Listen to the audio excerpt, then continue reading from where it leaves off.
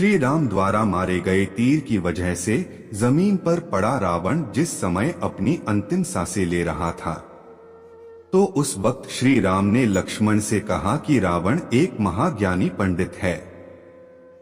उसके जैसे ज्ञान इस संसार में किसी के पास नहीं है। तुम उसके पास जाओ और जो भी ज्ञान वो दे उसे प्राप्त करो। राम के कहने पर लक्ष्मण रावण के पास गए।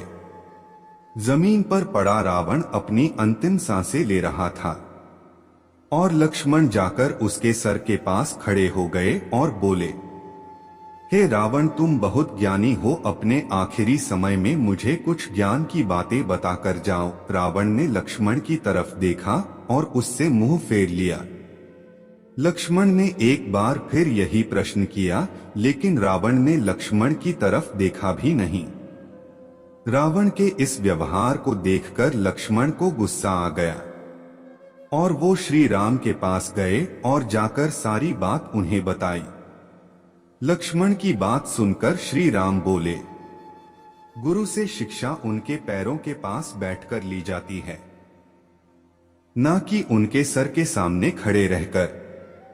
राम की बात सुनकर लक्ष्मण रावण के पैरों के पास बैठ गए, जिसके बाद रावण ने उन्हें ज्ञान की वो 3 बातें बताई जो सिर्फ लक्ष्मण के लिए ही नहीं बल्कि आज भी हम सभी के लिए जानना बहुत जरूरी है।